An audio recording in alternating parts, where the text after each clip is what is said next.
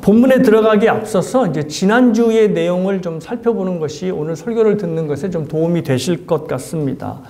우리는 지난주에 예수님을 믿는다고 고백한 사람들의 믿음을 믿지 않으시는 예수님을 확인해 볼 수 있었습니다.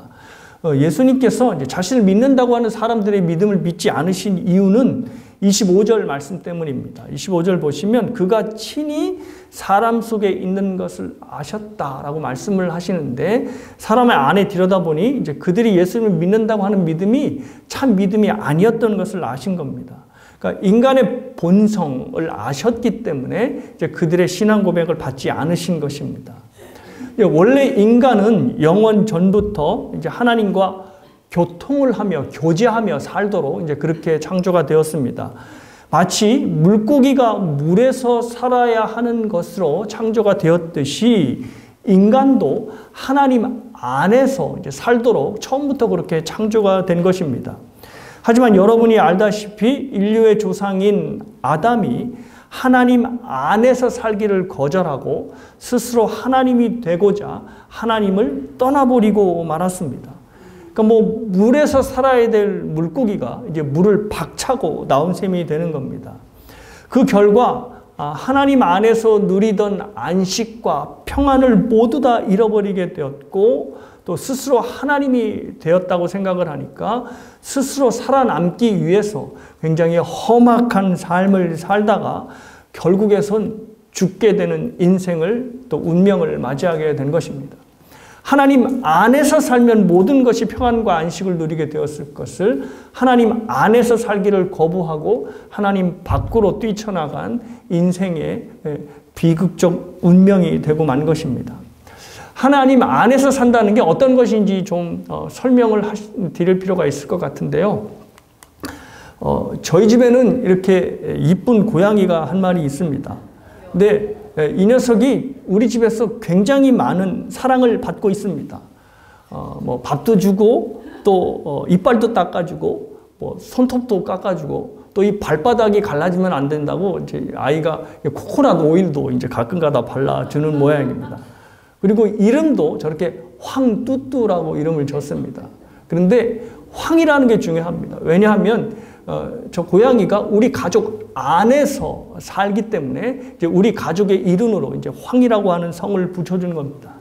자, 그런데 어느 날 이 녀석이 난도 자유롭게 살고 싶어. 이런 울타리 안에서 살기 싫어. 라고 생각하고 이제 문이 열린 사이에 뛰쳐나갔습니다. 너무 심각하게 듣지 마십시오. 제가 지어서 한 얘기니까. 아직 고양이는 집에 잘 있습니다. 근데 뛰쳐나갔습니다. 근데 뛰쳐나간 후에 이 고양이의 인생이 어떻게 달라졌겠습니까? 이제는 주인이 때마다 주는 밥에서 자기가 스스로 밥을 이제 구하려고 돌아다니겠지요. 그리고 이제 길거리에서 이제 살아남기 위해서 그 길거리에 먼저 자리 잡고 있었던 길고양이들과 치열하게 싸우면서 살아가야 합니다. 그리고 근근히 그 길거리에서 다른 길고양이들과 전투에서 승리하여 이렇게 근근히 살아가더라도 결국엔 길거리에서 쓸쓸하게 죽음을 맞이하게 될 것이 바로 저 황뚜뚜의 운명이 되는 겁니다. 그러니까 안에서 산다는 게 바로 이런 겁니다. 그러니까 하나님 안에서 평안과 안식을 누리며 살아가야 될 인간이 하나님 안에서 살기를 거부하고 뛰쳐나갔다는 것이 바로 저런 이야기를 의미하는 것입니다. 하나님 안에서 살면 평생 평안과 안식을 누리며 살아야 할 것이 바로 인간의 원래 주어진 굉장히 행복한 운명이었던 겁니다. 그런데 나는 스스로 하나님이 되고 싶어 하는 마음으로 하나님 안에서 살기를 거부하였고 그 결과 하나님을 떠나게 되어서 결국 모든 하나님 안에서 누리던 안식과 평안을 잃어버리게 된 것입니다. 이것이 바로 사람 안에 본성으로 갖고 있다는 것입니다. 예수님께서 사람의 속을 친히 아셨다라고 하는 이 말은 스스로 하나님이 되어 삶의 주인이 되고 싶어하는 욕망이 모든 사람들의 본성 안에 잠재되어 내재되어 있다는 것입니다. 그래서 이 본성이 하나님을 믿지 못하게 하고 하나님을 믿어도 제대로 갖고 있는 믿음을 갖지 못하게 하는 겁니다. 세례 요한이 우리는 앞선 장에서 예수님을 분명히 세상 죄를 지고 가는 어린 양이다 라고 하는 말로 온 세상에 증언한 것을 들었습니다. 그런데 사람들이 이 이 세례 요한의 증언을 그대로 받지 않고 자기 마음대로 예수님을 믿는 것입니다. 자기 죄를 대속하여 주는 어린 양 그리스도가 아니라 자기의 뜻을 이루어주고 자기의 영광스러운 삶을 살게 하는 우상으로 예수님을 믿는 겁니다. 그래서 예수님께서 그들의 마음을 알고 그들의 본성을 아시니 그들이 예수님을 믿는다 고백하여도 그들의 믿음을 받지 않으신 것입니다. 그들의 믿음이 잘못되었다는 것을 아셨기 때문입니다. 스스로 주인이 되고 싶어 하는 이 본성이 해결되지 않는 한 예수를 구원자로 믿는 믿음은 불가능한 것입니다. 그래서 오늘 본문의 3절에 보면 니고데모에게 너는 반드시 거듭나야 한다라는 말을 그래서 한 것입니다.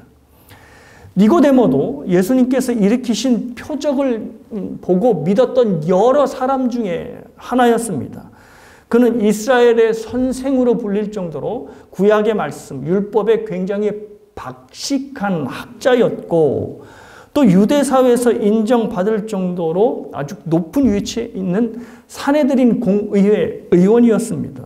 그리고 또한 인격적으로도 매우 고매하여서 저 시골 청년인 예수님한테 랍비여 하늘에서 오신 선생님이여 라고 부를 정도로 니고데모의 인격은 굉장히 성숙하였습니다. 근데 그런 니고데모도 하나님을 거절하고 스스로 삶의 주인이 되고 싶어하는 본성을 갖고 있는 여러 사람 중에 하나에 지나지 않았습니다. 그래서 여러분들이 1절에 보시면 니고데모를 소개할 때 바리새인 중에 니고데모가 있다라고 소개하지 않고 니고데모라 하는 사람이 있다 하고 말하고 있습니다. 그러니까 2장에서부터 사람 얘기하면서 그 사람들의 믿음이 잘못되었다는 것을 쭉 언급하지요. 그러면서 니고데모를 이야기하면서 니고데모도 역시 그 사람 중에 하나였다는 것을 밝히는 것입니다. 그래서 그냥 니고데모가 있다 소개하지 않고 니고데모로 하는 사람이 있다라고 소개를 한 것입니다. 그러니 니고데모가 예수님을 믿는다 하는 그 믿음 역시도 잘못된 것이라는 것을 알 수 있죠. 그리고 니고데모의 영적 상황이 전혀 예수님을 알아보지 못하는 믿음이었다는 것을 밝혀주는 단어가 또 하나 나오는데요. 그것이 바로 2절의 밤이라고 하는 단어입니다. 이 밤은 니고데모가 예수님을 찾아온 시간을 일단은 가리킵니다. 그러니까 니고데모가 사람들의 눈을 피해서 이제 예수님을 밤에 찾아온 겁니다. 그런데 이 밤은 어떤 시간의 밤뿐만 아니라 현재 니고데모의 영적 상태를 말해주는 밤이기도 합니다. 우리는 1장에서 빛이 어둠에 비추되 그 어둠이 빛을 깨닫지 못한다 이제 선포하는 1장의 선포를 보았습니다. 하나님의 아들이 이 땅에 육신을 입고 오셨는데 그래서 빛이 되어서 세상을 비추는데 세상이 어두워서 그 비추는 빛을 깨닫지 못하는 겁니다. 그러니까 마치 온 세상이 밤이 되어버린 거지요. 자, 니고데모가 밤에 예수님을 찾아왔다는 것은 바로 빛을 빛으로 알아보지 못하는 밤의 사람이라는 겁니다. 그러니까 요한복음은 여러분이 앞으로 읽어서 아시겠지만 상징이 굉장히 많이 나옵니다. 그래서 밤이라고 하는 단어를 그냥 시간적인 밤으로 읽으시면 안 되고요. 이 니고데모가 지금 현재의 영적 상태가 밤이라는 상태를 말해주고 있는 것입니다. 그래서 그 예수님과의 대화를 보면 예수님께서 니고데모에게 설명을 하십니다. 영생이 무엇인지 어떻게 해야 하늘나라에 갈 수 있고 하나님 나라를 볼 수 있는지 설명을 하는데 니고데모가 알아듣질 못합니다. 예수님께서 3절에서 네가 거듭나야 하나님의 나라를 볼 수 있고 들어갈 수 있다라고 말씀을 하니까 어떻게 사람이 모태 두 번에 들어갑니까? 라는 말을 합니다. 그러니까 예수님께서는 영적 태어남을 말하고 있는데 니고데모는 이해가 안 돼서 육적인 태어남으로 묻는 겁니다. 그래서 예수님께서 다시 설명을 해 주십니다. 자, 물과 성령이 아니고는 하고 쭉 설명을 하니까 다시 니고데모가 어찌 그런 일이 있을 수 있습니까? 물어봅니다. 그러니까 예수님께서 10절 말씀에 너는 이스라엘의 선생이라는 사람이 그것도 알지 못하느냐? 라고 굉장히 놀라하시는 모습을 볼 수 있습니다. 그럴 수밖에 없습니다. 니고데모가 어두움의 상태에 있기 때문에 빛이 니고데모 앞에 비춰도 비친 것을 알지 못하는 것입니다. 자, 그런데 예수님이 포기하실 분이 아니십니다. 왜냐하면 거듭남을 알지 못하면 결코 영생을 얻을 수 없고 하늘나라에 갈 수 없기 때문입니다. 그래서 예수님께서 3절과 7절에서 거듭나야 한다라는 것을 반복하시고, 그리고 7절에서는 반드시 거듭나야 한다라는 것을 말씀하셨습니다.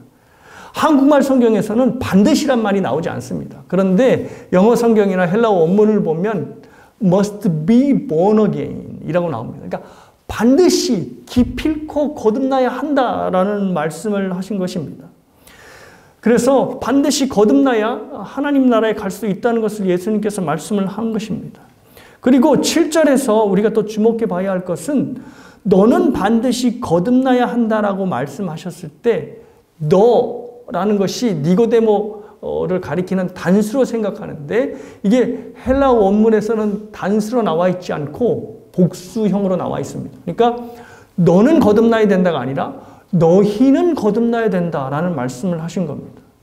그러니까 무엇을 의미하냐면 니고데모뿐만 아니라 니고데모와 같이 이 죄된 본성이 해결되지 않은 온 인류가 바로 거듭나야지만 하나님 나라를 들어갈 수 있다는 겁니다. 그러니까 여기 이 너희 안에는 온 인류뿐만 아니라 바로 저와 여러분도 들어가 있는 것입니다. 니고데모뿐만 아니라 이 요한복음을 읽는 모든 이들이, 모든 너희들이 거듭나야 구원을 받을 수 있다라고 이야기한 것입니다. 그러니까 예수님께서는 거듭남의 문제가 니고데모의 문제뿐만 아니라 우리 모두의 문제인 것을 말씀을 하신 것입니다. 저와 여러분도 거듭나야 하나님 나라에 들어갈 수 있고 또 예수를 그리스도로 믿을 수 있기 때문입니다. 그래서 오늘은 예수님께서 말씀하신 거듭남의 의미가 과연 무엇인가를 좀 상세하게 살펴보려 합니다. 첫 번째, 거듭남의 의미는 스스로의 힘으로는 절대 거듭날 수 없다는 것을 예수님께서 의미로 주신 것입니다. 예수님께서 거듭남을 설명하시기 위해서 출생의 이미지로 이제 말씀을 하셨는데요. 이제 두 가지의 이유 때문입니다. 첫 번째 이유는 모든 생명은 출생에 있어서 자신의 출생에 절대 기여를 하지 못한다는 것입니다. 이 세상에서 엄마 뱃속에 있는 아기가 자기가 열심히 노력하여서 엄마 뱃속에서 나왔다 하는 아기는 없습니다. 그런 아기 있다고 혹시 기사를 들으셨으면 저 찾아오십시오. 제가 온 집안을 팔 것도 없지만 팔아서라도 제가 돈을 드리겠습니다. 뱃속에 있는 아기는 어머니가 밀어내야지 나올 수 있는 거지 절대로 자기가 스스로 자기 힘으로 헤쳐나올 수 없는 것입니다. 어머니가 아이를 내보내야지 가능하고, 그 내보내는 일을 어머니가 하지 못하면 그냥 아이의 생명은 거기서 끝이 나고 마는 것입니다. 영적인 거듭남도 이와 마찬가지라는 말입니다. 아기가 스스로 엄마 뱃속에서 나올 수 없듯이 영적인 거듭남 역시도 사람들 스스로가 자기를 거듭나게 할 수 없다는 것입니다. 성경은 모든 인간이 죄와 허물로 죽은 존재라고 말하고 있습니다. 그래서 하나님에 대한 감각도 있을 수 없고, 또 하나님을 스스로 찾는 의지도 있을 수 없고, 또 하나님을 이해하는 이성도 가질 수 없다는 것입니다. 기껏해야 예수님을 믿어봤자 니고데모처럼 어떻게 믿는다고요? 하늘에서 오신 선생 정도로, 도덕 선생, 훌륭한 군자 정도로 믿고 마는 것이죠. 오로지 하나님께서 저와 여러분, 그리고 사람을 거듭나게 하셔야지만 믿음을 제대로 가질 수 있다는 것입니다. 그래서 5절 말씀에서 예수님께서 이같이 말씀을 하신 겁니다. 예수께서 대답하시되 진실로 진실로 내게 이르노니 사람이 물과 성령으로 나지 아니하면 하나님 나라에 들어갈 수 없느니라 라는 말씀을 하셨습니다. 자, 예수님께서 이제 거듭남에 대해서 설명을 하고 계시는데요. 어떻게 설명을 하시냐면 물과 성령으로 나지 아니하면 하나님 나라에 들어갈 수 없다라는 말씀을 하셨습니다. 얼핏 보기에는 사람이 영적으로 거듭나는데 물 그리고 성령이 필요하다라는 것으로 들립니다. 자, 그래서 카톨릭에서는 이 물을 세례를 보고 사람이 구원받기 위해서, 사람이 거듭나기 위해서는 반드시 이 가톨릭 교회가 주는 세례를 받아야지 구원을 받을 수 있다라고 이제 주장을 합니다. 근데 개신교에서는 그렇게 생각하지 않습니다. 왜냐하면 개신교에서는 구원, 거듭남은 오직 무엇을 통하여? 하나님이 주시는 믿음을 통하여 구원을 받기 때문에 물 세례를 받아서 구원을 받는다라고 믿지 않습니다. 그래서 예수님의 그럼 이 말씀을 어떻게 해석하느냐? 바로 이것입니다. 예수님의 말씀은 거듭나기 위해서 물 그리고 성령이 필요하다는 것이 아니라 물 곧 성령이 필요하다라는 의미로 말씀을 하신 것입니다. 물과 성령이라고 할 때 이 과로 번역된 헬라어가 카이라고 하는 단어인데요. 이 단어는 even, 곧이라고 하는 단어로 해석이 됩니다. 그러니까 이렇게 해석을 하는 거죠. 물, 곧 성령으로 거듭난다 라고 해석을 하는 겁니다. 그래서 헬라어 카이는 그리고도 물론 뜻이 되지만 곧이라고 하는 even이라고 하는 뜻이 됩니다. 그러니까 물 이퀄 성령이 되는 겁니다.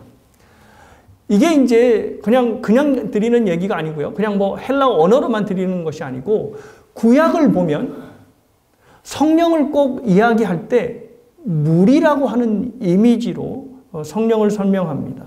그래서 구약에서는 이 성령이 두 가지의 사역을 하는데 하나는 씻음의 사역과 하나는 생명을 풍성하게 주는 사역을 하십니다. 에스겔서를 좀 살펴볼 건데요. 제가 왜 이 말씀을 드리는지 이해가 되실 겁니다. 먼저 에스겔서 36장 25절에서 27절까지를 제가 읽어드립니다. 맑은 물을 너희에게 뿌려서 너희로 정결하게 하되 곧 너희 모든 더러운 것에서와 모든 우상 숭배에서 너희를 정결하게 할 것이며 또 새 영을 너희 속에 두고 새 마음을 너희에게 주어 너희 육신을 굳은 마음을 제거하고 부드러운 마음을 줄 것이며 또 내 영을 너희 속에 두어 너희로 내 율례를 행하게 하리니 너희가 내 규례를 지켜 행할지라. 자, 이거는 배경이 이제 포로기 이후에 이제 하나님의 백성들을 어떻게 회복시킬까를 말씀을 하시는 건데요. 그때는 이제 성령께서 백성들의 마음을 뭐 제사나 의식이나 같은 형식적인 것으로 새롭게 하지 않고 성령 하나님께서 이제 그 마음 속에 들어와 마음으로 율법을 지키게 하신다라는 말씀을 하는 겁니다. 자, 그런데 이제 보시면 성령의 역사는 바로 어떻게 이제 묘사가 되냐면 물로 각 사람들의 마음을 정결케 한다라는 것으로 이제 나타나는 것입니다. 그러니까 물이 사람들을 씻는 사역, 그러니까 곧 즉 물이 성령이고 성령이 물인 것을 이제 에스겔서가 말씀을 하는 것입니다. 또 다른 본문은 바로 에스겔서 47장의 말씀인데요. 뭐 장이 좀 길어서 제가 이제 그림으로 또 대략적으로만 설명을 드립니다. 자, 이것은 또 다른 이제 에스겔 환상이 나오는 건데요. 자, 성전에서 문지방에서 물이 계속 나옵니다. 그런데 이 물이 계속 풍부해지고 많아져서 발목에서 무릎에서 계속 차오르는 겁니다. 그래서 이제 저렇게 아래로 흘러 내려가는 거죠. 근데 물이 닿는 곳마다 완전히 생명이 넘치게 되는 겁니다. 뭐 물고기도 넘치게 되고 주변에 있는 나무들도 풍성하게 되는 겁니다. 그러니까 물이 흘러가면 갈수록 모든 생명들이 풍성하게 되는 것입니다. 자, 이 물이 생명을 공급하는 것인데 바로 이 생명을 공급하는 역사가 바로 물의 역사, 즉 성령의 역사라는 것입니다. 성령의 역사를 통해서 죄가 씻어지고 성령의 역사를 통해서 새 생명이 풍성하게 일어나게 된다는 것입니다. 자, 그래서 예수님께서 요한복음 7장에서 바로 이 말씀을 하신 겁니다. 요한복음 7장에서 여러분이 잘 아시는 이 말씀 하셨습니다. 예수께서 서서 외쳐 이르시되 누구든지 목마르거든 내게로 와서 마셔라. 나를 믿는 자는 성경에 이른 같이 그 배에서 생수의 강이 흘러나오리라 하시니, 자, 그 다음 보십시오. 이는 그를 믿는 자들이 받을 성령을 가리켜 말씀하신 것이라. 그렇죠? 물과 성령이 연결 지은 겁니다. 예수님께서 말씀하신 이 생수의 강이 바로 성령 하나님이신데 바로 조금 전에 인용한 에스겔서 47장을 염두에 두고 예수님께서 이 말씀을 하신 것으로 학자들은 해석하고 있습니다. 예수님을 마시게 되면, 다시 말해서 예수님을 믿게 되면 그리스도의 영이신 성령께서 우리 안에 충만하게 되어 저 에스겔의 환상처럼 우리가 성전이니까 우리 안에서 영원한 생수의 강이 흘러 넘치게 되는 것입니다. 바로 이렇게 성령께서 거듭남의 역사를 주관하시는 것입니다. 죄와 허물로 완전하게 죽었던 우리가 바로 하나님의 자녀로 거듭날 수 있었던 이유가 바로 여기에 있는 것입니다. 성령의 역사로 인하여서 성령의 우리의 모든 죄를 씻고 우리에게 하나님의 생명을 주시자 하나님에 대하여 눈을 뜰 수 있게 되었고 또 하나님의 뜻을 들을 수 있게 된 것입니다. 성령께서 우리를 낳지 않으셨다면 절대로 우리가 거듭날 수 없었다는 것을 의미합니다. 우리가 스스로 거듭날 수 없었으니 바로 성령께서 우리를 하나님의 자녀로 낳아주신 겁니다. 마치 아기가 스스로 엄마 뱃속에 나올 수 없듯이 하나님의 자녀로 태어나는 것 역시도 하나님께서 우리를 낳아주셔야지만 낳을 수 있기 때문에 예수님께서는 바로 출생의 이미지로 바로 이 말씀을 하신 것입니다. 또 두 번째 이유는 거듭남이 낳는 자의 고통과 죽음을 동반하기 때문입니다. 아무리 의료기술이 발달한 요즘이라 하더라도 아이를 낳는 것은 산모에게 생명을 담보로 하는 굉장히 위험한 일이 됩니다. 저는 큰 아이의 출생을 아직도 생생하게 기억하고 있습니다. 결혼하기 전에 좀 제가 낭만적인 생각을 하나 하고 있었습니다. 여자가, 아내가 이제 아이를 낳을 때가 이 세상에서 가장 힘들 때니까 그때는 어디 가지 말고 아내 옆에 딱 자리를 지키고 앉아 있어야지. 낭만적인 생각을 했습니다. 그리고 애를 딱 낳으면 따뜻한 목소리로 수고했어. 이렇게 딱 얘기를 해주려고 이제 생각을 했었습니다. 그래서 이제 출산 날이 돼서 정말로 이제 분만실에 따라 들어갔습니다. 그런데 저의 이런 환상이 깨지는 데는 채 5분이 걸리질 않았습니다. 생전 보지 못했던 아내의 고통스러운 얼굴을 무려 10시간 넘게나 마주했기 때문입니다. 고통으로 사투를 벌이는 그 아내의 모습을 보면서 제가 시간이 반복될수록 제가 드는 생각은 괜히 들어왔다 라고 하는 생각이었습니다. 그러자 결국 10시간, 15시간 끝까지 안 돼서 결국 수술로 큰 아이를 꺼냈습니다. 수술로 저도 얼마나 허무하겠습니까? 그렇게 같이 고통당하지 않았지만 같이 고생을 했는데 결국 수술을 난다고 하니. 그래서 힘없이 주저앉아 있는데 문틈으로 전신 마취를 하고 이렇게 자고 있는 아내가 보였습니다. 근데 그때 제 눈에 분명히 아내는 죽은 것으로 보였습니다. 그때 제 머리에 무슨 생각이 들었냐면, 우와, 아이를 낳는 일이 엄마를 죽이는 일이구나 라는 것을 알게 되었습니다. 아무리 의학이 발달해도 산모가 목숨을 걸지 않으면 일어나지 않을 일이 바로 출산이었던 것을 제가 경험하게 된 것입니다. 자, 그런데 예수님께서 지금 거듭남을 출생으로 연결하고 계시죠. 바로 예수님께서, 즉 성령께서 우리를 거듭나게 하시는 것, 하나님께서 우리를 낳아주시는 건 역시도 엄청난 고통과 심지어 죽음이 동반된 일이었습니다.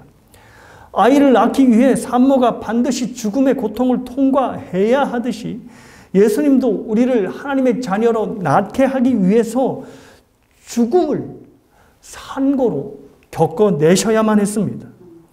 아내가 아이를 낳기 위해 피를 쏟고 온몸이 찢어지는 고통을 경험하였듯이 예수님도 우리를 하나님의 자녀로 낳게 하기 위해서 피를 쏟고 온몸이 찢어지는 산고의 고통을 겪으셔야만 했습니다. 그리고 결국에 가서는 자신의 생명까지도 잃게 되셨습니다. 그렇지 않으면 결코 하나님의 생명을 가진 우리가 태어나지 않기 때문입니다.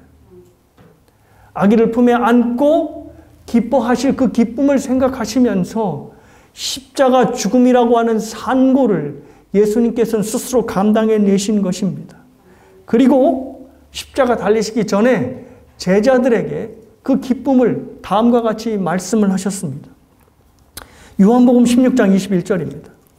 여자가 해산을 하게 되면 그때가 이르렀으므로 근심하나 아기를 낳으면 세상에 사람 난 기쁨으로 말미암아 그 고통을 다시 기억하지 아니하느니라.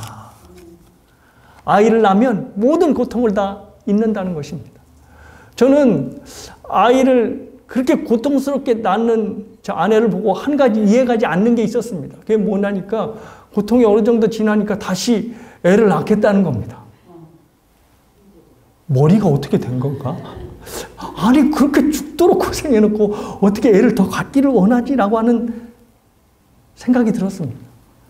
근데 이거 남자들은 모릅니다. 왜냐하면 그렇게 고통스럽게 고통을 하고 아기를 안고 그 아기를 품에 안을 때 얻는 기쁨, 그거를 어떻게 남자들이 알겠습니까? 그러니 머리가 어떻게 된 거 아니야? 라고 생각하는 거죠. 자, 그런데 예수님은 바로 그 기쁨을 정확하게 알고 계셨습니다. 자기가 십자가의 죽음이라고 하는 상고를 통과하여서 아기를 딱 갖는 순간, 그리고 아이가 딱 태어나는 순간 그 모든 십자가의 산고는 비할 게 아니다. 그 기쁨이 엄청날 것이다. 라고 하는 것을 알고 계신 겁니다. 그래서 십자가의 산고를 아심에도 영생을 갖는 우리를 품기 위하여 십자가의 길을 묵묵히 가시는 것입니다. 사랑하는 여러분, 그리스도인 그리고 거듭난 자는 바로 무엇을 의미하겠습니까? 바로 주님의 십자가의 산고를 아는 사람들입니다. 이스라엘 백성이 불순종으로 꼼짝없이 죽게 되었을 때 예수님께서도 그 말씀을 인용하셨지만 노뱀이 저 높이 하늘에 올려졌어야 했듯이 우리가 꼼짝없이 죄로 인하여 죽을 수밖에 없는 운명에 처했을 때 노뱀 대신 바로 예수님께서 십자가에 높이 달려서 그렇게 죽어가신 것입니다. 때문에 이 사실을 아는 사람은, 그리고 이 사실을 믿는 사람은, 그리고 그 스토리가 바로 나를 위한 스토리라고 믿는 사람은 주님을 사랑할 수밖에 없고 주님께 그 인생을 드릴 수밖에 없습니다. 지난주에 말씀드린 것처럼 그로 인하여 자기가 새 인생을 살게 되었으니 자신의 인생을 내 것이라 생각하지 않고 하나님께 맡기게 되는 것입니다. 사랑하는 여러분, 저는 저와 여러분 모두가 거듭난 사람이기를 바랍니다. 말씀드린 바와 같이 기독교에서 거듭남은 자기가 스스로 할 수 있는 일이 아닙니다. 뭐 교회 열심히 그렇다고 열심히 나오지 말란 말은 아니고요. 교회 열심히 잘 나오시고 여러분의 종교적 활동을 잘한다 하여서 그 거듭남이 보장된 것이 아닙니다. 교회를 열심히 잘 나가고 교회에 봉사하고 또 사람들을 섬기는 것은 거듭난 자에 대한 결과이지 거듭남을 위해서 하는 행위가 아니라는 말입니다. 주님께서 반드시 낳아주셔야지만 거듭날 수 있고 영원한 생명을 얻을 수 있습니다. 그래서 거듭남의 역사는 자연적인 역사가 아니라 우리가 할 수 없는, 우리가 이해할 수 없는 초자연적인 역사가 되는 것입니다. 그래서 거듭남은 사실 기도하는 것밖에는 할 일이 없습니다. 내 가족이 거듭나기를 바란다면 그 가족을 위해서 거듭나도록 기도하셔야 되고요.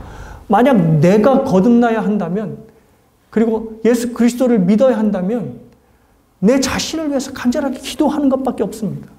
성령께서 역사하셔서 나를 그래 하나님의 자녀로 낳아주시기를 간절히 기도하는 것밖에는 없습니다. 또 목사님 기도하는데도 그게 안 되면 어떡하죠? 예수님께서 그래서 요한복음 6장에서 다음과 같은 말씀을 하신 것입니다. 뭐라고 얘기하셨냐면 야, 내게로 오는 자는 결코 나는 내쫓지 아니한다 라는 말씀을 하신 것입니다. 예수님은, 그래서 예수님 그 말씀도 하셨잖아요. 두드려라, 찾으라, 구하라, 그러면 주실 것이다. 그 소원을 들어주신다는 의미보다는 나를 간절히 찾아라. 구도자의 삶을 살아야 된다는 말입니다. 그 약속을 믿고 여러분 가족을 위해서 아니면 내 스스로를 위해서 기도하시는 여러분 모두가 되시기를 주님의 이름으로 부탁드립니다. 또 두 번째 거듭남의 의미는 바로 이것입니다.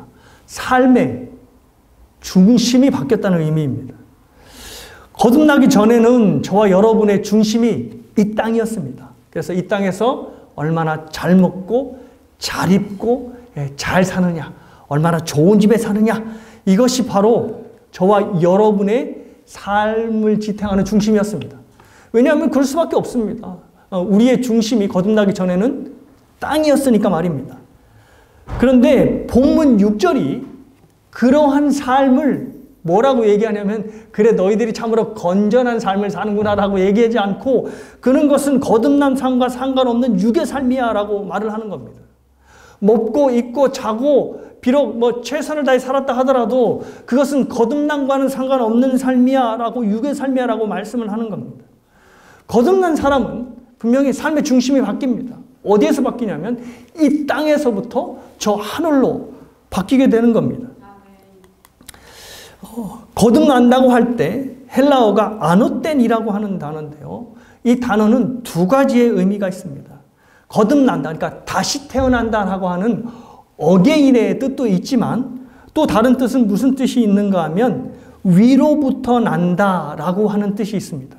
그래서 여러분이 관주 성경을 갖고 계신 분들은 그 번호를 따라 내려가시면 밑에 위로부터라고 하는 해석이 달려 있는 것을 알 수 있습니다.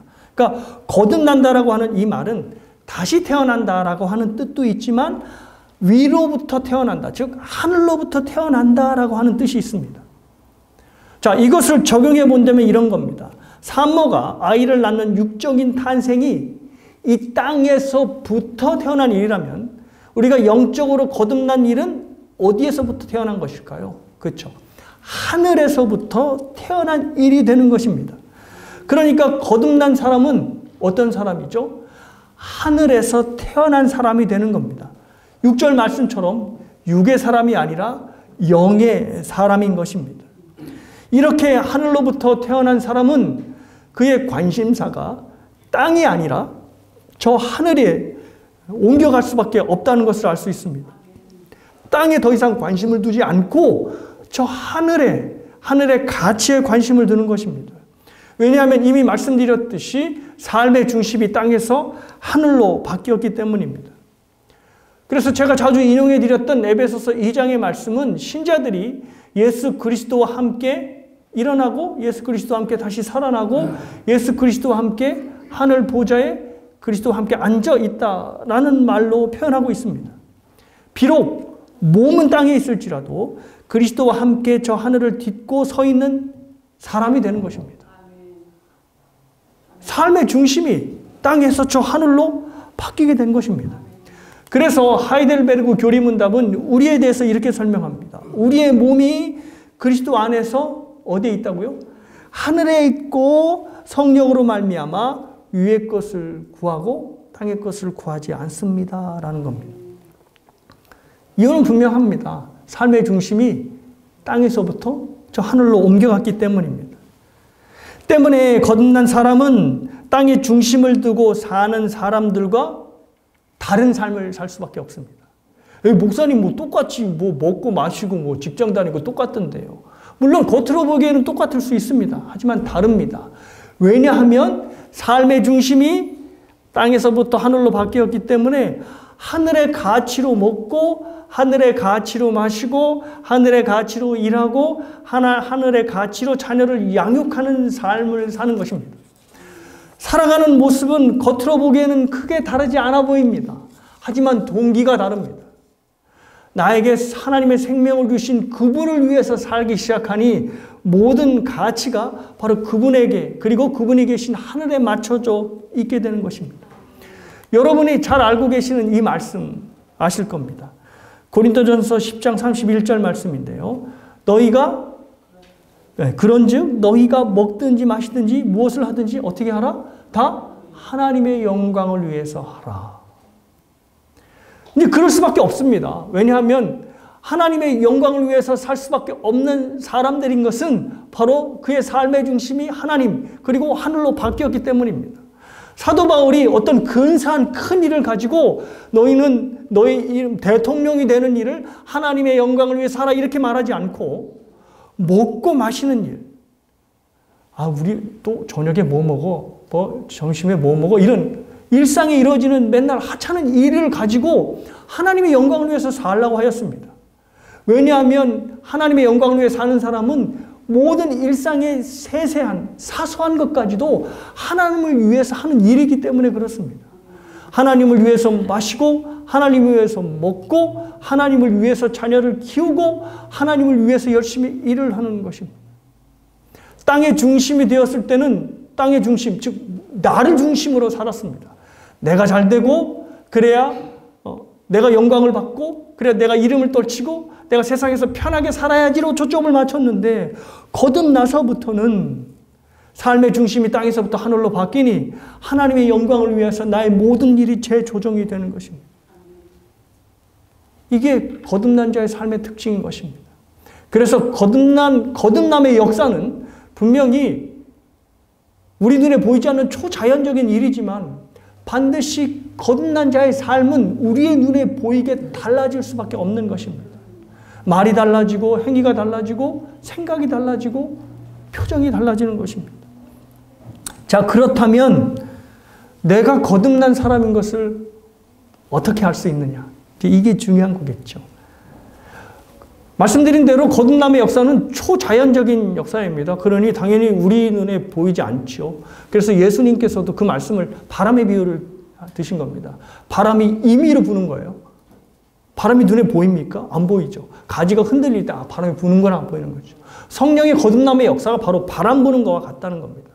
자, 그런데 이 성령으로 거듭난 사람은 나뭇가지가 흔들리는 것처럼 눈에 보이게 된다는 거죠. 어떻게 보이게 되냐면 살아가는 모든 삶에서 자기를 낳아주신 하나님을 의식하며 살게 되는 겁니다. 벌써 한 끼를 대할 때도 그냥 안 대하고 밥 먹는 기도부터 하게 되죠. 그게 아무리 짧은 기도라도 하나님 일용할 양식을 주셔서 감사합니다 라고 기도하는 거죠. 하나님을 의식하니 밥 한 공기를 보더라도 하나님을 떠올리는 겁니다. 자녀를 키울 때도 직장에 갈 때도 나에게 주어진 하루하루를 살아갈 때도 지금 내가 힘들고 어려운 병에 걸려서 하루하루를 사투를 벌이며 살더라도 하나님을 의식하면서 사는 겁니다. 부족하지만 내 삶을 통해 하나님의 영광이 드러났으면 좋겠다 라고 의식하면서 살아가는 겁니다. 또 하나, 하나님이 싫어하시는 죄와 싸우기 시작합니다. 미운 놈은 끝까지 미웠는데 그것이 당연하다고 생각했는데 이제는 그 마음이 용납이 안 됩니다.